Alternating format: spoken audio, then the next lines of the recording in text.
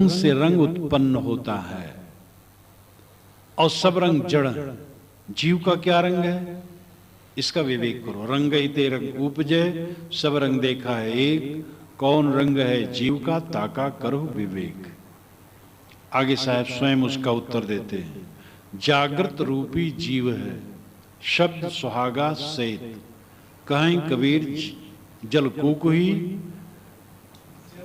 जर्द बुंद जल कुकुही, कहीं कबीर कोई देख। जागृत रूपी जीव है, जीव जागृत रूपी है।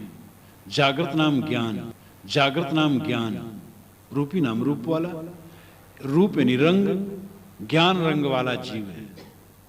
साहब स्वयं कहते हैं कि कौन रंग है जीव का, तो विवेक करो। तो कहते हैं भाई जीव ज्ञान रंग का है। तो ज्ञान कोई रंग थोड़ा होता है, ज्ञान कोई रंग नहीं। लेकिन उत्तर देना है, रंग अगर खोजना चाहते हो जीव का, आत्मा का, तो उसका ज्ञान रंग है। वो ज्ञान से उत्तप्रोत है, ज्ञान का अखंड गोला है। ये आत्मा ज्ञान स्वरूप, ज्ञान गुण इसमें है, गुण गुणी अभिन्न होते हैं, तो गुण स्वरूप ही होता है। ऐसा गुण नहीं है कि उससे अलग हो जाता है, दुनिया में ऐसे होता है। ऐसा गुण नहीं है कि उससे अलग हो जाता है, दुनिया में ऐसे गुण हो सकते हैं कि गुण से अलग हो जाए, लेकिन जो ज्ञान गुण आत्मा का है उससे अलग नहीं होता है। जीव या आत्मा ज्ञान स्वरूप है, इसलिए जागृत रूपी जीव है, जीव ज्ञान स्वरूप है। शब्द सुहागा सेत, लेकिन शब्दों को सुहागा पर के सेत हो गया। सेत नाम शीतल ठंडा जड़, बर्फ का गोला जम गया है। शब्दों को सुहागा, जैसे सोना सुहागा, सोने में सुहागा डाल करके लोग पिघला देते हैं, इसी प्रकार शब्दों को सुहागा पा करके जीव पिघल गया। पिघल जाने मतलब यह मत समझिए कि सोना जैसे पिघल के द्रव हो जाता वैसे। जीव तो अखंड है। नयनम छिदंत शस्त्राणि नयनम दहति पावका, भगवान कृष्ण ने जो कहा ये वचन, ये वास्तविक है। अब लोग कहते हैं कि क्या प्रमाण है। प्रमाण सबसे बड़ा यह है कि किसी भौतिक द्रव्य में चेतना नहीं। मिट्टी, पानी, आग, हवा, कोई द्रव्य में चेतना नहीं। Oxygen, hydrogen, nitrogen, phosphorus, radium, कोई भौतिक द्रव्य में चेतना नहीं। चेतना एक गुण है, गुण द्रव्य में रहता है, गुण शून्य में नहीं तैरता है। गुण के लिए द्रव्य चाहिए, और किसी भौतिक द्रव्य में चेतना नहीं है, इसलिए चेतना रूपी गुण जिस द्रव्य का है उसी द्रव्य को लोग जीव, चेतन, आत्मा, रूह, सोल अनेक भाषा में कहते हैं। तो भौतिक पदार्थों में वैज्ञानिक जिसका मंथन करके देख लिए हैं, वो खुद कहते हैं कि उनमें चेतना नहीं। तो चेतना कहां से आ गई? जो वस्तु नहीं हो वो उपस्थित नहीं हो सकती है, और जो हो वो मिट नहीं सकती है। असत का भाव नहीं होता है और सत का भाव नहीं होता है।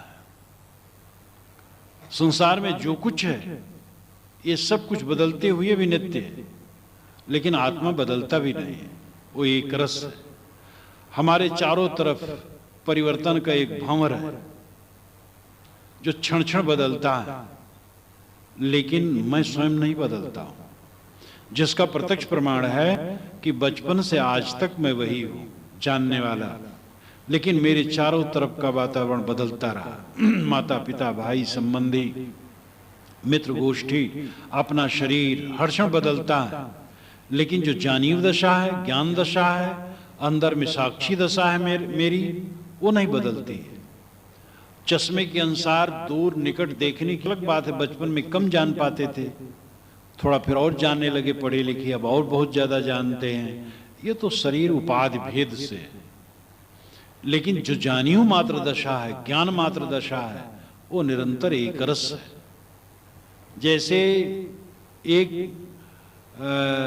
हिलोरों से भरे समुद्र के बीच में पर्वत खड़ा हो और स्थिर हो, इसी प्रकार ये भौतिक पदार्थों के परिवर्तन के बीच में आत्मा स्थिर है, और हमसे जो कुछ मिलता है छूटता है, लेकिन मेरी आत्मा नहीं छूटती है। मेरी आत्मा से मुझसे अलग होने कोई चांस ही नहीं। तो जो नित्य है, एक रस है, वह आत्मा है, ज्ञान स्वरूप जीव है। वो जागृत स्वरूप ही नहीं, ज्ञान स्वरूप ही है। उसका प्रत्यक्ष प्रमाण है कि हम जागृत अवस्था में जानते हैं, स्वप्न में जानते हैं, और सुषुप्त में नहीं जानने को जानते हैं। जागृत अवस्था में पांचों इंद्रियों से पांचों विषयों को हरदम जानते हैं। स्वप्न में जाते हैं तो जागृत अवस्था के संस्कारों को जो मन में ग्रहण कर रखा है उसको जानते हैं। सपना क्या है? हमारे ही किए धरे संस्कारों का बंडल है। जब गाढ़ी नींद में जाते हैं तो वहां कुछ नहीं जानते हैं, लेकिन कुछ नहीं को जानते हैं। जाग करके कहते हैं ऐसा सोया कि कुछ नहीं जाना। जो कुछ नहीं जाना वो मौजूद था। इसीलिए योग दर्शन में पतंजलि महाराज ने निद्रा को एक वृत्ति कहा है। निद्रा वृत्ति है। अन्य शास्त्रकारों ने वृत्ति नहीं कहा, सुषुप्त अवस्था कही है। लेकिन योग दर्शन मनोविज्ञान पर है। समस्त शास्त्रों में योग दर्शन साधना पक्ष का है और मनोविज्ञान का है। और उन्होंने कहा, पतंजलि महाराज ने, कि निद्रा एक वृत्ति है। वृत्त से हम वस्तुओं को जानते हैं, तो निद्रा भी एक वृत्ति है। गाढ़ी नींद को जानते हैं, जाग करके कहते सुख से सोया। सुख से सोने की अनुभूति न होती तो कैसे कहता? तो गाढ़ी नींद में जो ज्ञाता है वो नींद का दृष्टा है, और इसीलिए कोई पुकारता है तो जग जाता। अगर वो सो गया होता तो कौन जगा पाता? जो तीनों अवस्थाओं में जागता रहता है, और इन तीनों अवस्थाओं से ऊपर एक अवस्था ज्ञान और समाधि की है, जो मांडूक्य उपनिषद में बहुत आकर्षक ढंग से कही गई है। समाधि अवस्था जिसको तुर्यगा भी कहा जाता है। नान्तः प्रज्ञम न बहिष्प्रज्ञम नो भयतः प्रज्ञम न प्रज्ञान घनम न प्रज्ञम ना प्रज्ञम अव्यवहार ग्राह्य में लक्षण अचिंतम उपदेश में एकात्म प्रत्ययसारम प्रपंचोपशमम शांतम शिवमद्वैतम चतुर्थम मन्यन्ते सात्मा सविज्ञेया। उस समय वो अंतर प्रज्ञ नहीं होता, बहिष्प्रज्ञ नहीं होता, उभयतः प्रज्ञ नहीं होता, प्रज्ञ नहीं होता, अपज्ञ नहीं होता। वो तो अव्यवहार है, अग्राह्य है, अलक्षण है, अचिंत है। उसका उपदेश नहीं हो सकता। एक आत्म प्रत्ययसारम, वो तो एक आत्म अस्तित्व मात्र होता है। इस लंबे पद में एक आत्म प्रत्ययसारम, यही इसकी जान है। एक आत्म प्रत्ययसारम, एक आत्म अस्तित्व ही सार है। प्रपंचोपशमम, वहां प्रपंचों का उपशमन रहता है, लेकिन क्योंकि मन नहीं रहता है। प्रपंच, सारा प्रपंच मन में, प्रपंच समाधि में लीन हो जाता है, क्योंकि मन लीन हो जाता। प्रपंचोपशमम शांतम, शांत हो जाता। शिवम, वह शिव तत्व है। जो कल्याण ही शिव तत्व है। अद्वैतम, अकेला रह जाता है। आपका आत्मा अकेला है। समाधि का अर्थ ही अपने अकेलेपन में चला जाना। चतुर्थम मन्यन्ते स आत्मा स विज्ञेया, ये चतुर्थ अवस्था है। जागृत, स्वप्न, सुषुप्त से परे जो समाधि अवस्था, परमार्थ अवस्था, तुर्यगावस्था और सहज समाधि, कबीर साहब की भाषा में कहें, योग की भाषा में और जैन की भाषा में कैवल्य उसको कह सकते हैं, वेदांत की भाषा में अद्वैत कह सकते हैं, बौद्ध भाषा में उसको निर्वाण कह सकते हैं, सूफी भाषा में हकवीनी कह सकते हैं। ये भाषा का अंतर है, तत्व का अंतर नहीं। तो तीनों अवस्थाओं में जो ज्ञाता है, ज्ञान स्वरूप है, वह आत्मा जागृत रूपी है, जागृत रूपी जीव है। लेकिन दुर्भाग्य, शब्द सुहागा सेत, शब्द का सुहागा पाकर के स्वर्णमय चैतन्य पिघल गया। पिघल जाने का मतलब है मन पिघल गया। शब्द, आपको कोई कहा कि अमुक, तो आपके लिए आलोचना करते थे, बस अब आप घबराए। करते थे वो कि नहीं करते थे, कोई कह दिया, अब आप घबरा गए, अब दिमाग खराब है। एक व्यक्ति ने कभी गाली दे दी, एक क्षण गाली दी, हवा में उड़ गई बात, 10 वर्ष के बाद भी याद रखते उसने हमें गाली दी थी। कितने कमजोर हैं। कहीं सम्मान मिला था, सम्मान आया और गया, लेकिन गुदगुदी लगी, वहां सम्मान मिला था। एक प्रवक्ता ने अभी कहा था कि हलवा खाए थे तो ये हुआ था, तो आदमी सोचता रहता है, अरे हलवा खाए 10 मिनट जीभ में लगा और फिर गया घाटी के नीचे माटी, अंत में वही स्मरण उठ उठ करके हमारा चित्त परेशान होता रहता है।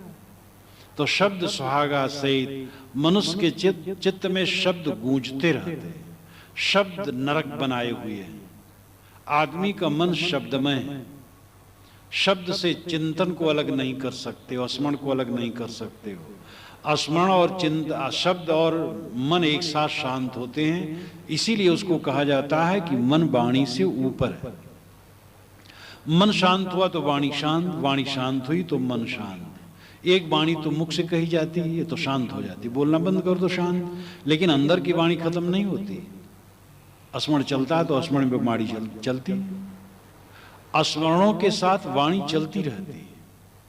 आदमी अंदर अंदर बतियाता रहता है, जागृत में जब बतियाना खत्म हो जाए तो सपने में बतियाता रहता है। इतना शब्द भर गए हैं इसके दिमाग में कि आदमी का नरक हो गया, शब्द ने नरक कर दिया। इसीलिए अच्छे शब्द को स्थान देना चाहिए, इन शब्दों को निकालना चाहिए। शब्द शब्द बहु अंतरे, सार शब्द मत लीजे, कहें कबीर जहां सार शब्द नहीं दृक जीवन सो जीजे। शब्द शब्द में बड़ा अंतर है, सार शब्द मत करके लो। शब्द मिलित जुलित है, यहां तक शास्त्रों में भी सब प्रकार के शब्द, रोचक भयानक यथार्थ। स्वामी रामकृष्ण परमहंस से कहा करते थे, प्राय जब पंडित उनसे मिलते थे तो कहते बताओ पोथी वोथी पढ़ते हो कि ध्यान भी करते हो? तो पंडित कहे नहीं महाराज, हम ध्यान करने कहाँ फुर्सत, पोथी वोथी पढ़ते हैं। अरे कहे तुम्हारी पोथी में शक्कर और धूल सब मिला है, तो ध्यान करो, साधना करो। तो अलमस्त संत थे, सबको अपना उल्टा पलटा भी कहा देते थे बैराग की मस्ती में। मन हमारा शब्दों से भरा हुआ है, शब्दों पर विचार करें, निर्णयी बने। वेद के ऋषि चलनी का और कबीर साहब सूप का उदाहरण देते हैं। वेद के ऋषि कहते हैं सत्यमेव त्युतना पुनंत्रो यत्र धीरा मनसा वाचम कृत अत्रा सखाया सख्यानि जानते भद्रई श्याम लक्ष्मीर नेतादि वाची। जैसे चलनी से सत्तू छाना जाता है, वैसे विवेकमान मन से वाणी को छानते हैं। सक्त में तितौना, तितौना नाम चालना, तितौ नाम चलनी, तितौना नाम चालना, सत्तु नाम सत्तू। सत्तू से परिचित ऋग्वेद के ऋषि भी थे, सत्तू खाते थे। सत्तू बहुत पुराना है। तो चलनी से जैसे सत्तू छान लिया जाता है, तैसे विवेकमान मन से वाणी को छानते हैं। और जहां ऐसा छान विचार है वहां मित्रता बढ़िया निभती है, और वहीं मंगलकारी लक्ष्मी निवास करते, और वहीं मंगलकारी लक्ष्मी निवास करते।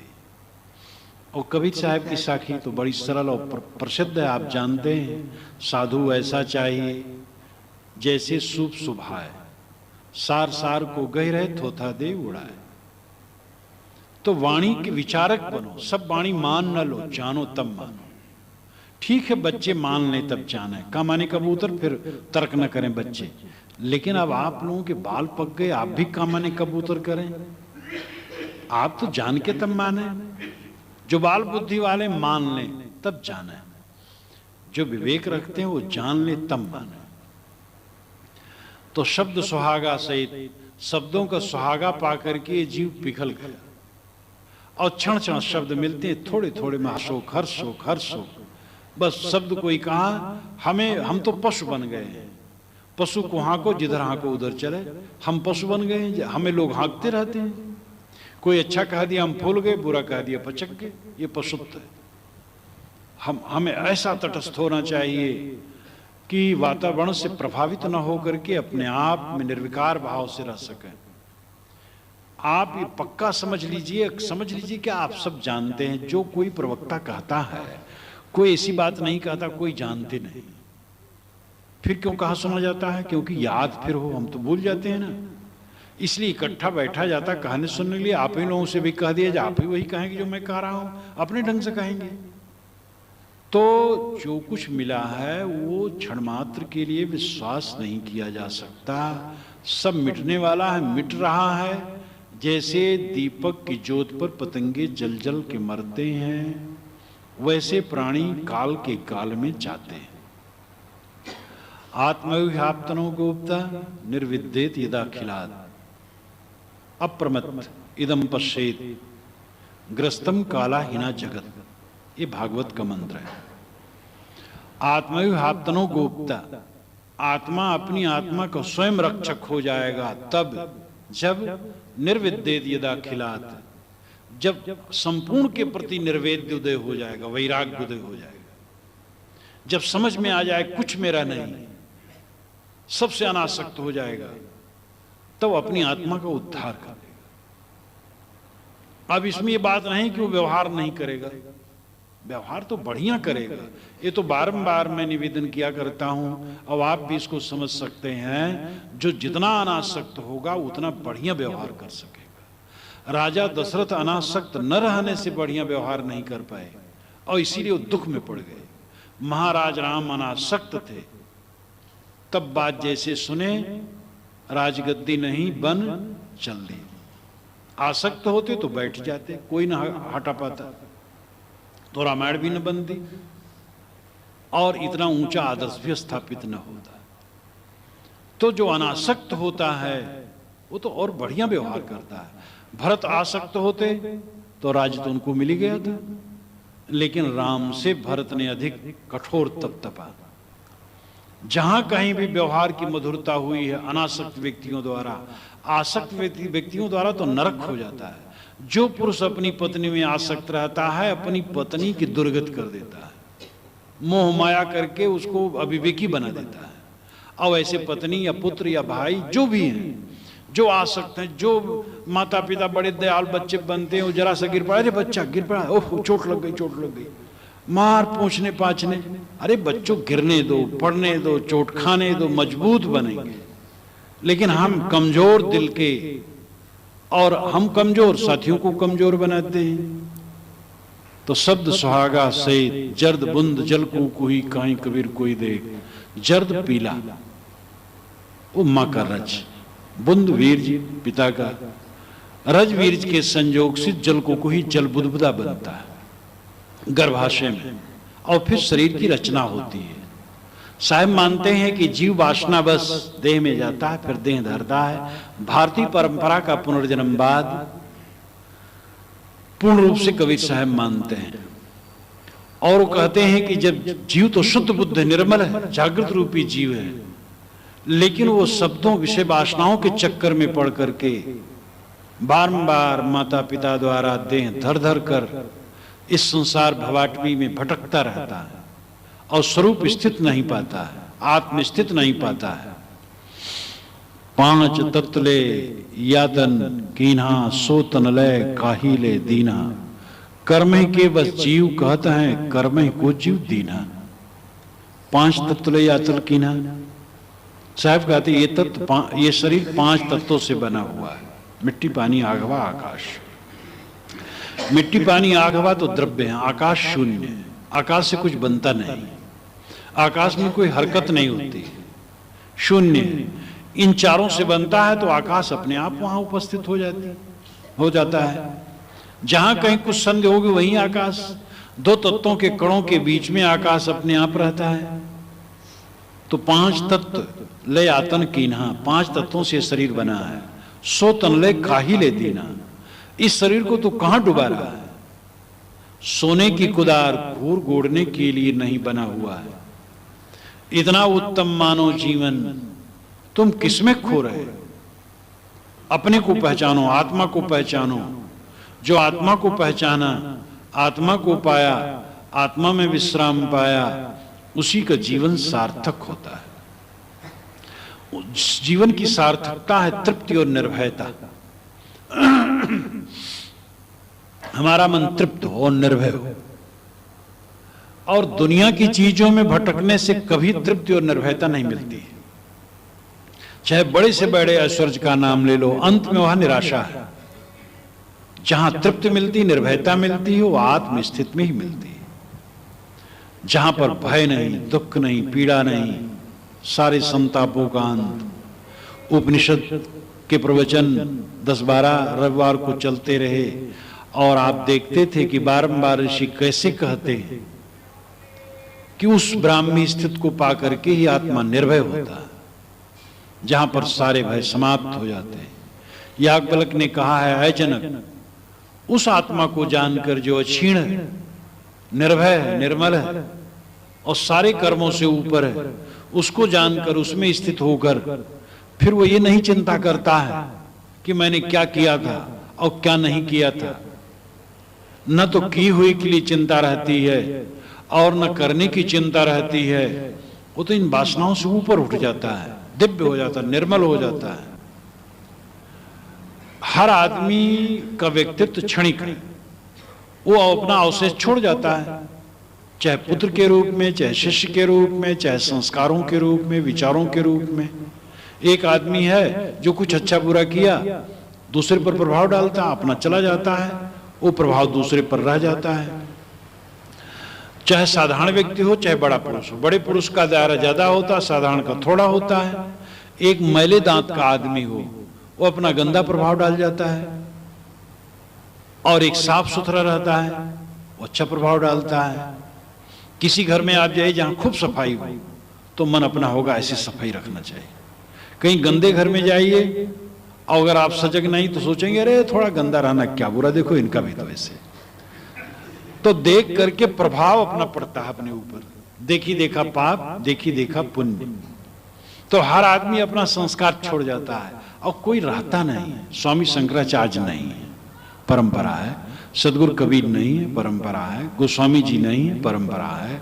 हजरत मोहम्मद नहीं है, परंपरा है। कोई बैठा रहा था, कोई बैठ करके पकड़े रह सकता है? सब छोड़ छोड़ के चले जाते हैं, वो अपनी चीज छोड़ जाते हैं, संस्कार छोड़ जाते हैं। इसलिए पकड़े रहने का लोभ बहुत गलत है। बच्चे, आपने बच्चा पैदा कर दिया, छोड़ दिया, हो गया। आप चिपके हैं कि बच्चे कैसे निभाएं और कैसे इनको और धनी बनाएं। बच्चे के बच्चे हो गए, तब बच्चे के बच्चे कैसे करें? ये महामोह कब तक पकड़े रहोगे? छोड़ना पड़ेगा, बिना छुट्टी नहीं है, जबरदस्ती छूट जाएगा। त्याग करन है सबन को, बचत न कोई दिखाए। चाहे तजे दुख भोग के, चाहे प्रथम हटाए। चाहे दुख भोग करके त्यागो, चाहे पहले त्यागो, त्यागना पड़ेगा, बिना त्यागे छुट्टी न हो। इसलिए मनुष्य को पकड़े रहने की लालसा नहीं होनी चाहिए, ये ममता नहीं होनी चाहिए ऐसे रोज बना रहे। सब कुछ ऐसे बना नहीं रहेगा, कोई भी चीज किसी की बनी नहीं रहती है, सबका बिखर जाता है, लेकिन उसका अवशेष दूसरे ढंग से रहता, होता रहता है। और हमें तो ये सोचना चाहिए चाहे रहे चाहे न रहे, अपना हम अच्छा काम करें, अपना कर जाएं, बस ठीक है, उतना काफी है। अपना कल्याण कर लो, अब आपसे जो गुण लेना होगा लेंगे।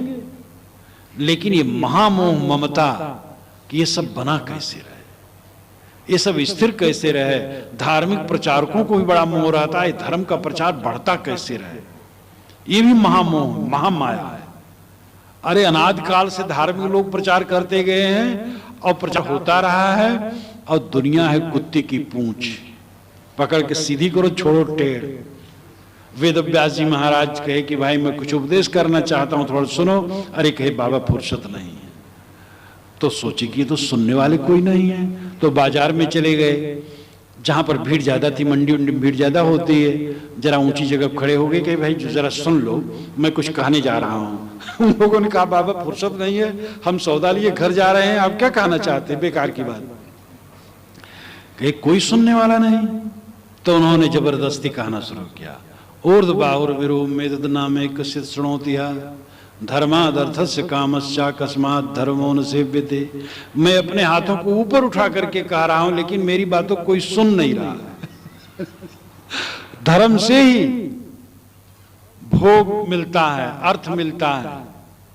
अगर भोग और अर्थ चाहते हो वो भी धर्म से ही मिलता है।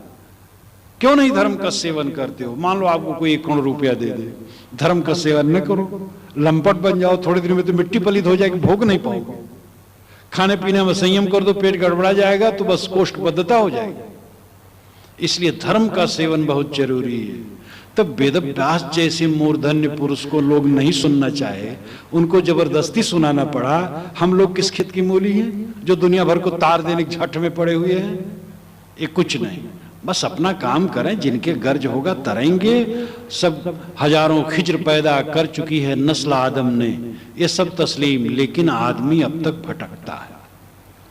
फिराक गोरखपुरी ने कहा है, हजारों उपदेष्टा आदम के नस्ल ने पैदा किया, मनुष्य की वंशावली ने हजारों उपदेष्टा पैदा किए, ये सब स्वीकार है, लेकिन आदमी आज तक भटक रहा है। आपका भटकना बंद होना आपके ज्ञान की चरितार्थता है।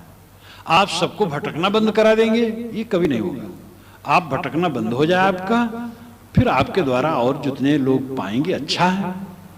तो इसलिए साहब कहते हैं कि ये तमले काहिले दीना, किस में डाल रहा है, कर्म ही के बस जीव कहते हैं, कर्म ही को जीव दीना। पंडितों पर साहब व्यंग कर रहे हैं, कर्म ही के बस जीव का। सब पंडित लोग कहते जीव कर्म के बस है, तो पंडित जी तुम फिर कर्म को उसको फंसाते हो। कर्म के बस जीव कहते हैं, कर्म को जीव दीना। निष्कर्मी की निंदा कीजिए, कर्म करे ताही चित जीत दीजिए। ये पंडितों पर व्यंग करते हुए साहब ने कहा विप्रमत इसी में कि कर्म करे ताही चित जीते, और निष्कर्मी की निंदा कीजिए। निष्कर्मी की निंदा करते हैं पंडित लोग, कर्म करे वही चित देते हैं। कोई सन्यासी बन गया, अरे सन्यासी बन गया, पिंडोदक क्रिया लुप्त हो जाएगी तो स्वर्ग में पुरखे नहीं जाएंगे।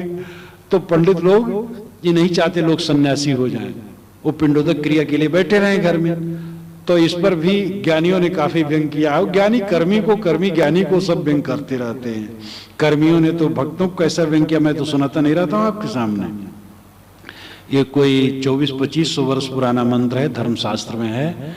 वेदैर विहीनास पठन्ति शास्त्रम, शास्त्रेण हीनास पुराण पाठा, पुराणहीना कृष्णो भवन्ति, भ्रष्टास्ततो भागवता भवन्ति।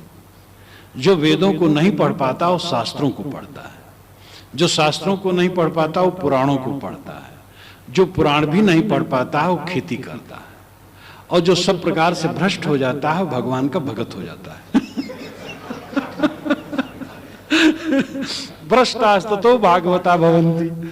कर्मकांडी जो पंडित लोग थे वो सोचे भगवान का भगत, वैष्णव भक्ति जब चली, कोई ईसा के 300-400 वर्ष पूर्व ही नारायणी भक्ति चल पड़ी थी, और उसको मैंने बीजक में संदर्भ के अनुसार लिखा है।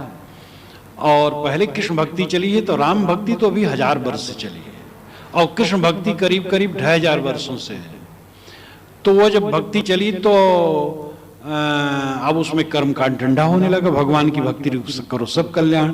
तो पंडितों ने सोचे तो हमारा व्यापार बंद कर रहे हैं। अरे भाई कोई पूजा नहीं कराएगा, पाठ नहीं कराएगा, कर्मकांड नहीं कराएगा, तो हमारी आमदनी के रास्ते रोक रहे हैं। तब पंडितों ने कहा भ्रष्टास्ततो भागवता भवन्ति, ये तो सब भ्रष्ट होते तो भगवान की भगत।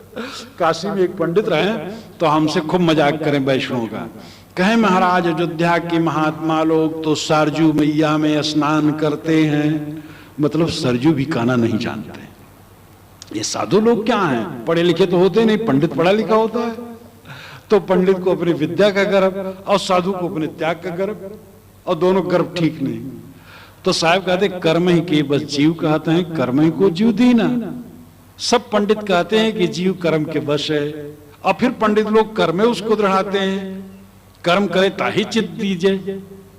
तो भाई कर्म ठीक है, कर्म पंडित दृढ़ाते बुरा नहीं करते हैं, कर्म की जरूरत है, लेकिन अंततः कर्म से ऊपर ज्ञान की तरफ बढ़ना होगा। कर्म भक्ति ज्ञान, इसमें लड़ाई खूब हुई। ज्ञानियों ने कर्मियों की निंदा की, कर्मियों ने ज्ञानियों की, भक्तों ने इन दोनों की, इन दोनों ने भक्तों की। ये सांप्रदायिकता है, तीनों की जरूरत है। एक रोटी पकाना है तो कर्म चाहिए, लकड़ी कंडा हर चीज इकट्ठा करो, आटा और करछुल चिमटा सब कुछ, तवा, तो एक कर्म करना पड़ेगा। और ज्ञान चाहिए रोटी पकाने का, तब पकेगी बढ़िया, नहीं पकेगी नहीं। और भक्ति भी चाहिए, प्रेम से रोटी पकाओ ठीक, नहीं तो खराब हो जाएगी। जिस दिन आपकी घर वाली नाखुश हो जाती, बढ़िया भोजन नहीं बनाएगी, जल जाएगा, कुछ हो जाएगा। तो एक रोटी पकाने में ज्ञान कर्म और भक्ति तीनों की जरूरत है। फिर मोक्ष के लिए, कल्याण के लिए, आत्म अनुभूत के लिए तीनों की आवश्यकता, इसमें क्या संदेह है। तो इसलिए कर्म ही के बस जीव कहते हैं, कर्म ही को जीव दीना। इसमें साहब इतने कहते हैं कि कर्म ठीक है, लेकिन कर्म से ऊपर भी ज्ञान भक्ति की तरफ बढ़ना चाहिए। पांच तत्व के भीतरे गुप्त वस्तु स्थान, बिरला मरम कोई पाई है गुरु के शब्द प्रमाण। परमात्मा कहां रहता है? उपनिषद में ये बारंबार प्रश्न है। उपनिषद तो गुरु शिष्य का संवाद है। श्वेतकेत और उद्दालक जैसे महान ऋषि प्रवाहण जयबल के पास जाते हैं, जो पांचाल नरेश थे लेकिन ज्ञानी थे, और याज्ञवल्क्य के पास जनक आते हैं, और सत्यकाम जाबाल गौतम के पास जाते हैं। ऐसे हर जिज्ञास की किसी गुरु के पास जाता, बिना गुरु कल्याण नहीं होता है। उपनिषद गुरु और शिष्य का संवाद है। तो ब्रह्म, आत्मा और पुरुष, ये तीन शब्द उपनिषदों में हैं। ब्रह्म, पुरुष, आत्मा। वो ब्रह्म, वो पुरुष, वो आत्मा कहां है? तो ऋषि कहते हैं अंतः शरीरे, शरीर के अंदर में है। हृदय कहते हैं, बारंबार हृदय कहते हैं। छांदोग्य उपनिषद में तो आखिर में बिल्कुल कहा गया हृदय में वो दहर, जो छोटा सा, थोड़ा छोटा सा अंश, छोटी सी जगह है हृदय में, वहीं रहता है। अगर कोई कहे अरे वो छोटी जगह में जो रहता है उसका क्या मूल्य है, तो उसको कह दे अयनाड़ी, अरे उसमें जो रहता वही तेजवान है, वही ज्ञान विज्ञान का निदान है। पहली बार जब मैं उसको पढ़ा था, मेरे मन में इतना भाव जगा और रोम रोम में फड़क गए कि ऋषियों ने कितना सोचा है। तो इस शरीर के अंदर में जो कूड़ा कचरा का शरीर है, इसमें एक ही है। कबीर साहब ने कहा है कि यही घट अंदर हीरा मोती, या हिम परखन हारा, अवधु अधा धुंध अधियारा। उपनिषद का तो सारा रस साहब की वाणियों में एकदम भरा हुआ है। अवधु अधा धुंध अधियारा, अंधा धुंध अधियारा, इसलिए लोग हाथ पसारे नहीं सूझ पा रहे हैं, और है अंदर है। यही घट अंदर हीरा मोती, या हिम परखन हारा, और या हिम उठत फुहारा। वो तो जो गाने लोगो तो फुहारा अपने आप मन में आने लगा। ऋषि कहते अंतः शरीरे ज्योतिर्मयो शुभ्रो यम पश्यन्ति यते क्षीण दोषा। इस शरीर के अंदर में वो तत्व है। साहब कहते पांच तत्व के भीतरे गुप्त वस्तु स्थान। ये पांच तत्व से विनिर्मित शरीर के अंदर में एक गुप्त वस्तु है। वो गुप्त वस्तु क्या है? वो आपका आत्मा है। वही गुप्त वस्तु है जो सबसे गुप्त है और सबसे प्रकट है। वही न रहे, अनाड़ी आदमी भी जान जाता है जीव निकल गया, इतना प्रकट है। लेकिन गुप्त इतना है कि जीवन भर हम साथ हैं और समझ नहीं पाते।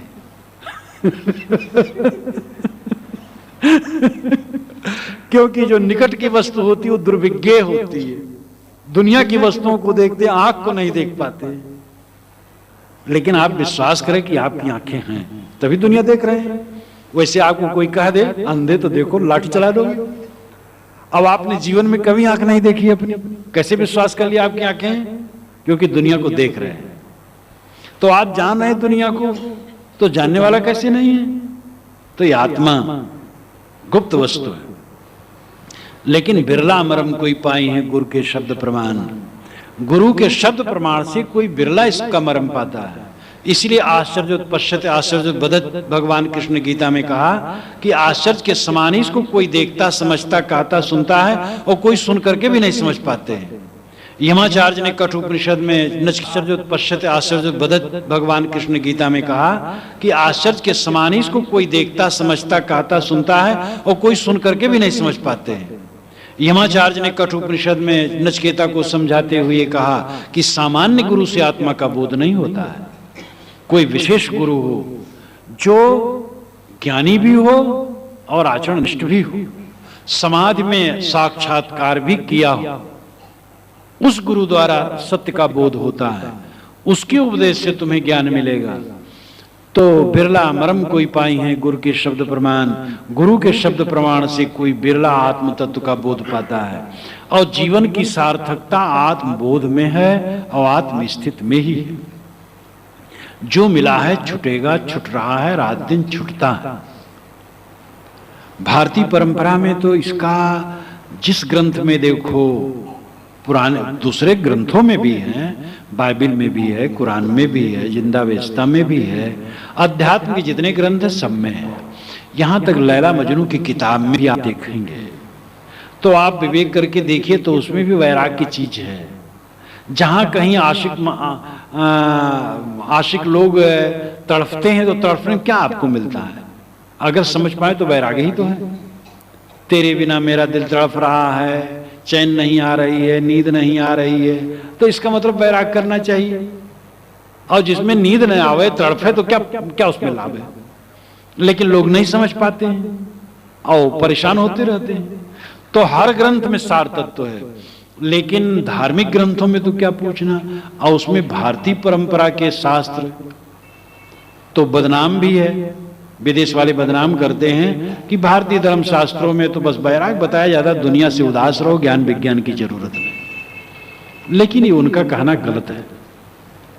यूरोप अमेरिका जब बिल्कुल जंगली था, तब हमारे पंडितों ने शोध के बता दिया था कि चंद्र सूर्य ग्रहण इस टाइम में लगता है, और 100 वर्ष पहले वो गणित करके तभी बता देते थे। उस समय इंग्लैंड अमेरिका एकदम पशु, कुछ भी नहीं जानता था, केवल पेट भरना जानता था। और कितनी बड़ी बात है, आर्यभट्ट इत्यादि विद्वानों ने कितना बढ़िया बताया है, इतने स्वतंत्र चेता पुरुष थे।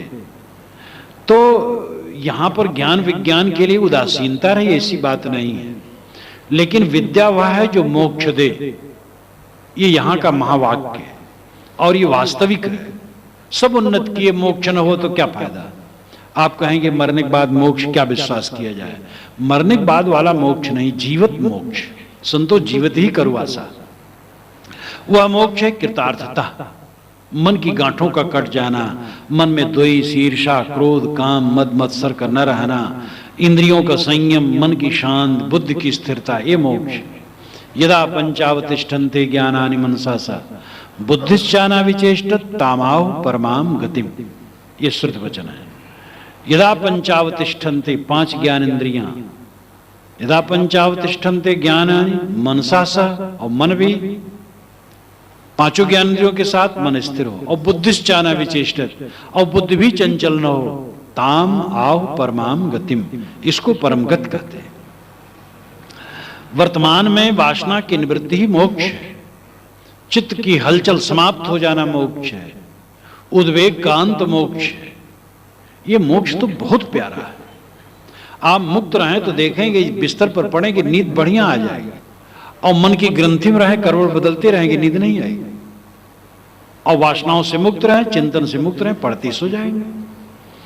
ये तो मन ठीक नहीं, इसलिए कब्जियत का रोग, चिंता, फिक्र, एक एक स्मरण का प्रभाव हमारे शरीर पर पड़ता है। समझ लीजिए, छोटी बड़ी जितने स्मरण होते हैं सबका प्रभाव मन और तन पर पड़ता है। इसलिए मन स्वस्थ हो, फिर क्या पूछना है। पेट और मन को ठीक रखें, कम खाएं गम खाएं, ये महासूत्र है। तो मन बिल्कुल ठीक रहेगा तो मोक्ष, वही विद्या है जिससे मोक्ष हो। और ये घोषणा करने योग्य है, धुंधवी बजा करके कहने योग्य है। और इसका कोई यूरोपीय विद्वान या कोई भी मखौल उड़ाता है, चाहे भारतीय वो समझता नहीं। समझ जाएगा तो मखौल नहीं उड़ाएगा। ज्ञान विज्ञान की जरूरत है, भौतिक वस्तुओं की भी जरूरत है, धन दौलत की भी जरूरत है, लेकिन सबसे बड़ी जरूरत है मुक्ति की। धन हो मुक्ति न हो तो क्या फायदा? धन हो और आनंद से मन न हो तो क्या फायदा? तो बिरला मर्म कोई पाई है गुरु के शब्द प्रमाण। गुरु के शब्द प्रमाण से कोई बिरला इस तत्व को समझता है। असुन तखत अड़ियासना पिंड झरोखे नूर, जाके दिल में हों बसा सैना लिए हुजूर। असुन तखत अड़ियासन, असुन कहते जो सुन न हो पदार्थ। तखत का मतलब तख्त, गद्दी, अड़ि नाम अडिग। हर अंदर में दिल है। हर मनुष्य के अंदर में एक ऐसा सिंहासन है जिस पर एक अडिग बादशाह बैठा हुआ है। वह उतर जाता है तो फिर नहीं बैठता है। गाड़ी में ड्राइवर बैठता फिर उतर जाता, फिर बैठता फिर उतर जाता है। लेकिन इसका ड्राइवर एक बार उतरा फिर नहीं बैठता उतरा और गाड़ी खराब। तो इस शरीर के अंदर में एक बादशाह बैठा हुआ, सैनालिए हुजूर। साहब बड़े तामझाम से कह रहे हैं, सैनालिए हुजूर। वो सरकार सम्राट अपनी फौज पकड़ के साथ बैठा है, ज्ञान विज्ञान के साथ बैठा है। उपनिषद में चर्चा बृहदारण्यक उपनिषद में आई है और ऐतरेय उपनिषद में भी आई है कि जो हृष्ट-पुष्ट नौजवान और सारे ऐश्वर्य, विश्व के सारे ऐश्वर्यों का भोक्ता हो, उसका एक मानुष आनंद है।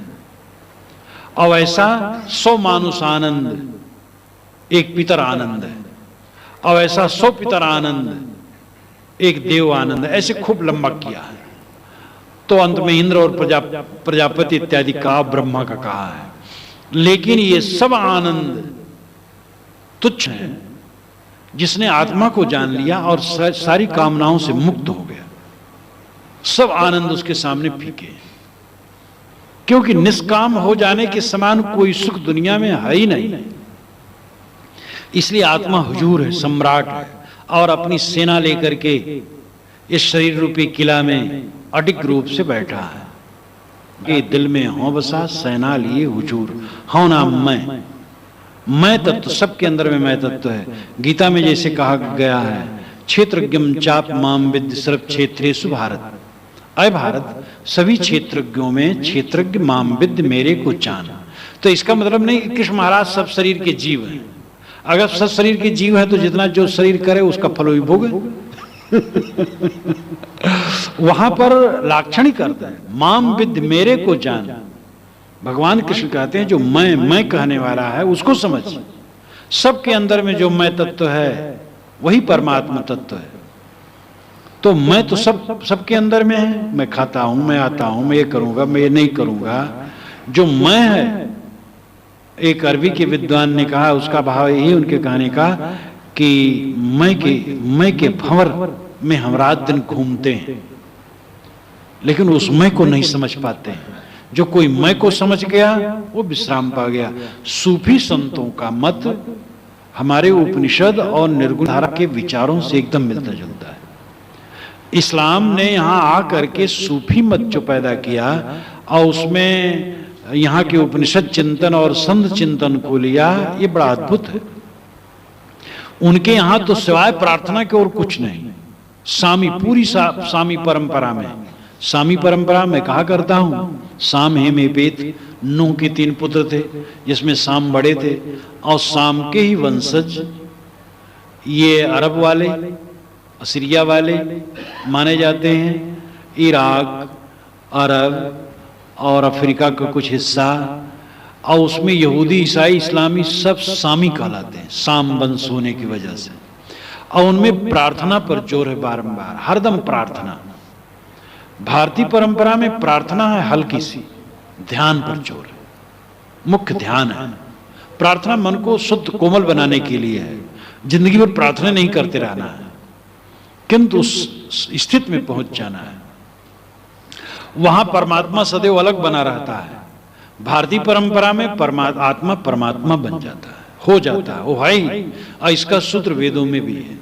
वेद का एक बड़ा सुंदर मंत्र है, परिद्यावा पृथ्वी सद्यत्वा परिलोकान परिदिशा परिस्व ऋतस्य तंतुम विततम विचित्ते तत्पश्यत् तद्भवत् तदासीत्।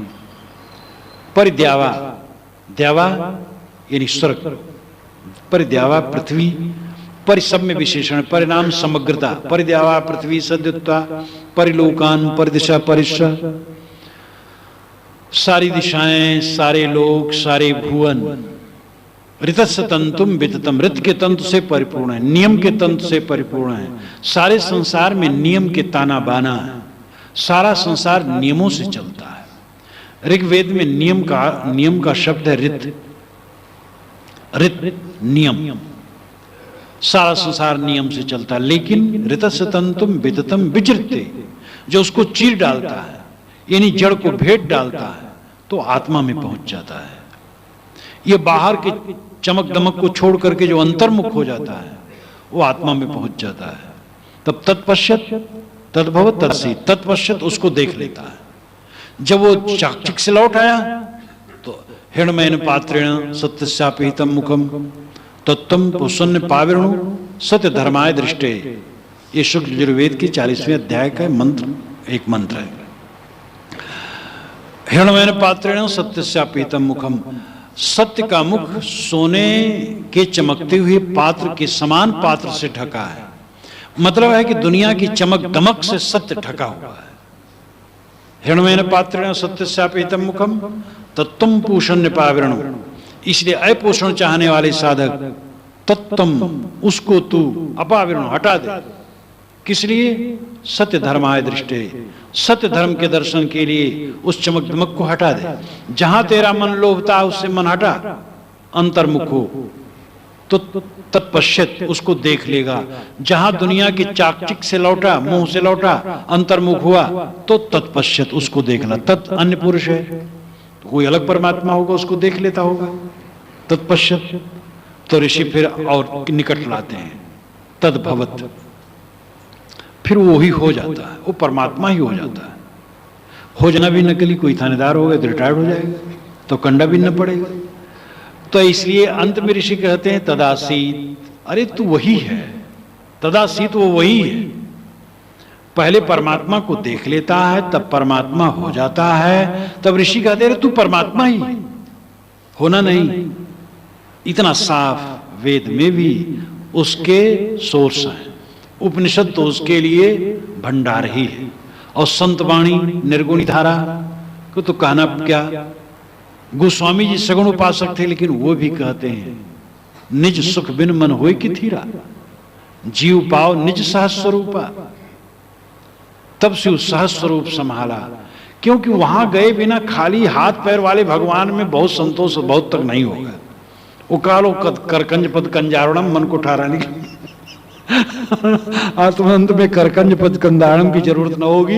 रमनते योगिनो जिसमें नित राम है, जिसके विषय में जोगी जन रमण करते हैं, उस राम की जरूरत है जो सबके अंदर में बैठा है।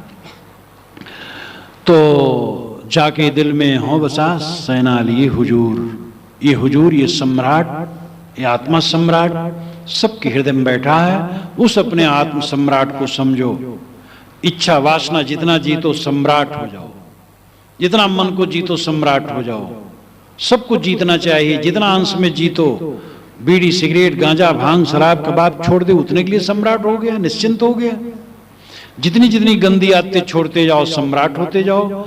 चाह नहीं जही पास में होए कौन अकाज, चाहना छोड़ दो बद्धनी, चाहना न छोड़ो गरीब। हृदय भीतर आरसी मुख देखा नहीं चाहे, मुख तो तभी देखियो देखी दुविधा चाहे। हृदय भीतर आरसी, साहब कहते हृदय के भीतर में सबके दर्पण है, लेकिन मुख देखा नहीं जाए, मुख नहीं देखा जा रहा है। मुख तो तभी देखियो जब दिल की दुविधा जाए, जब दुविधा जाए तब देखोगे। अस्ति उपलब्ध तत्व भावेन चोभयो। यमाचार्य ने नचिकेता को कठोपनिषद में कहा है कि अस्ति इति, इस प्रकार समझो कि वह है, मैं हूं। ये होना, आपका होना, बुद्ध द्वारा इसको समझो। फिर तत्व भावेन चोभयो, फिर तत्व भाव में जाओ। आत्मा, मैं आत्मा हूं, ये बुद्ध से समझो। फिर तत्व भाव में जाओ। तत्व भाव मतलब है सारे विचारों को छोड़ करके देखो अपने आप को। जब समाधि में साधक जाता तब तत्व भाव उदय होता है। तदा दृष्टु स्वरूपे अवस्थानम योग दर्शन में कहा गया। जब चित्त की वृत्तियों का दृष्टा हो गया तब दृश्य शांत हो गया और आत्मा अपने स्वरूप में स्थित हो गया। जब आत्म साक्षात्कार होता है तब उसको तत्व भाव कहते हैं। बुद्धि द्वारा आत्मा को जानना, अस्ति इति, यह है, ऐसा जानना है बुद्धि द्वारा होता है। लेकिन जब वासनाओं को छोड़ करके शेष रह गया तब अनुभव होता है, तब लगता हाँ ये आत्मा है। हम तो वासनाओं हरदम पड़े रहते हैं, तो स्वाद गंध स्पर्श रस राग द्वेष हर्ष शोक हानि लाभ, यही हमारा बना रहता है संसार। आत्मा तो भूला रहता है। जब विषय छटें, संस्कार छटें और समाधि में पहुंच करके शुभाशुभ सारी वृत्तियां लीन हो जाएं, तब सारा गर्दा गुब्बार जब शांत हो गया तब तत्व भाव होता है। तत्व भावेन चोभयो, तब ये उभय दोनों हो गया। बुद्धि द्वारा आत्मा का ज्ञान हो गया और समाधि द्वारा साक्षात्कार हो गया। तो साहब कहते हैं कि हृदय भीतर आरसी मुख देखा नहीं जाए। आपके हृदय में दर्पण है, विवेक का दर्पण है। लेकिन मुख नहीं देख रहे हैं, अपने स्वरूप को नहीं पहचान रहे हैं। क्यों? बाहर खोज रहे हैं। मुख तो तभी देखियो जब दिल की दुविधा जाए। जब दिल की दुविधा जाए तब बाहर जो खोज रहे हो तो खोजते रहो, खोज लो अच्छी तरह से, तब लौटोगे। सुख खोज लो, धन में खोज लो, पद में खोज लो, प्रतिष्ठा में खोज लो, देश विदेश के भ्रमण में खोज लो, मान बड़ाई में खोज लो, काम भोग में खोज लो, आकाश पाताल में खोज लो, चंद्रलोक में खो जाओ।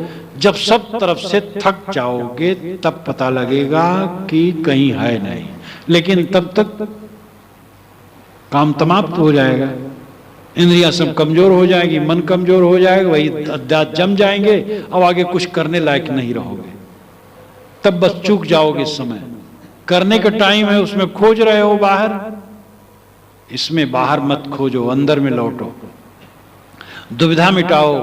मान बाहर नहीं मिलता है, परमात्मा बाहर नहीं मिलता है, ब्रह्म बाहर नहीं मिलता है, मोक्ष बाहर नहीं मिलता है। वो तो आपका स्वरूप है, आपके अंतरतर है। बृहदारण्यकोपनिषद में कहा गया वो अंतरतर है। अंतरतर कहा, अंतरतम कह देना चाहिए। लाक्षणिक अर्थ में अंतरतम ही समझिए, क्योंकि आत्मा के समान निकट कुछ नहीं। हमारे निकट आत्मा ही है, और निकट कहना भी एक तरीका है। तो मेरा स्वरूप ही है। आत्मा ही में विशेषण है। जीवात्मा, प्रेतात्मा, दुष्ट आत्मा, शुद्ध आत्मा, महात्मा, परमात्मा। तो जीव और दुष्ट और प्रेत और शुद्ध और परम, ये सब विशेषण है। मूल में आत्मा ही है। ये आत्मा ही साधारण है तो जीवात्मा। जब शरीर छोड़ करके गमन करता है तब प्रेत आत्मा, प्रेत का मतलब गया हुआ। और जब दुष्टता का संस्कार है तो दुष्ट आत्मा, और महान आचरण हो गया तो महात्मा, और एकदम परम हो गया तो परमात्मा। तो आत्मा ही में सारे विशेषण लगते हैं। आपका परमात्मा जो तिलमाही तेल है, जो चकमक में आग, तेरा साईं तुझ में जाग सके तो जाग। इस साहिब की वाणी, साहिब वाणी तो अर्थ करने की जरूरत नहीं, तो हिंदी है, आपकी भाषा है। ऋषि लोग जब कहे तो हिंदी थी नहीं, इसलिए वो अपनी भाषा में कहे। तो जैसे तिल में तेल है, चकमक में आग है, तेरा साईं तुझ में है। और सारे उदाहरण फीके, क्योंकि उदाहरण सही नहीं हो पाते हैं। उदाहरण अगर सही हो जाए तो उदाहरण क्या जाए, तो वही हो जाए। तो उदाहरण में समर्थ नहीं, इसीलिए उसको कहा गया अव्यवहार में ग्राह में लक्षण में चिंतन उपदेश कहा गया। उपदेश नहीं उसका हो सकता है, सारा उपदेश लड़खड़ा जाता है। कहीं कबीर गूंगे की शक्कर क्यों कर करे बखाना। साहब कहते गूंगा शक्कर खाए तो कैसे बतावे कि कैसे लगता है, वो बताया नहीं जा सकता है, केवल संकेत है। तो हृदय भीतर आरसी मुख देखा नहीं जाए। मुख तो तभी देखियो जब दिल की दुविधा जाए। दुविधा छोड़ दो बाहर खोजने का, आपके अंदर में वो दिव्य तत्व बैठा है, और उसके लिए रोज ध्यान में लगो। अपने ढंग से करो ध्यान, जैसे आप समझते हो। जिस महापुरुष में, जिस देवी देवता में, जिस भगवान में आपको निष्ठा हो, उसी का ध्यान करो। लेकिन किसी सच्चे सदगुरु संत के पास जाओ, समझो, समझते जाओ उसको, और ध्यान जैसे बन पाओ करते जाओ। फिर आगे चल करके दृष्टा बनो मन का। बैठो, कुछ न सोचो, सारे संकल्पों को देखो, एकाग्र होने का अभ्यास करो, स्वाध्याय करो, साधना करो, ध्यान करो, चिंतन करो, अपने आप में लौटने का प्रयास करो। जब ऐसा काम होगा तो दिल का दर्पण साफ होगा और अपना चेहरा दिखाई देगा, यानी आत्म अनुभूति होगी। इस प्रकार कबीर साहब की 6 साखियों पर आज मैंने चर्चा की कि रंग से रंग उत्पन्न होते हैं, लेकिन सभी रंग जड़ हैं। जीव का क्या रंग है? तो साहब कहते विवेक करो, वहां सीखने की चीज नहीं है। तो खुद बताते हो जागृत रूपी है, लेकिन दुनिया के शब्द स्पर्श में फटक करके भटक गया है। और 5 तत्व के भीतर में ये रहने वाला आत्म तत्व वही परमात्मा तत्व है। जैसे उपनिषदों बारंबार कहा गया, शास्त्रों में बार कहा गया, अस्पृह हृदय अचत विकारी, गोस्वामी जी ने भी कहा। और साहब ने कहा कि हृदय बसे ते ही राम न जाना। तो इस आत्म तत्व को समझो जो तुम्हारे हृदय में बसता है, जो निरंतर बैठा हुआ है, और उसी में लौटने का प्रयास साधना है। साधना का मतलब यह है बहिर्मुखता से अंतर्मुख होना, और अंतर्मुख होने का मतलब है आत्मा को पा जाना, आत्मा में स्थित हो जाना। ये जीवन का परम लक्ष्य है। इस तरफ हमें चलना चाहिए। जितना हम चलेंगे उतना हमारे जीवन में संतोष, शांति, आनंद की बारिश होगी और व्यवहार भी हमारा सुखमय होगा।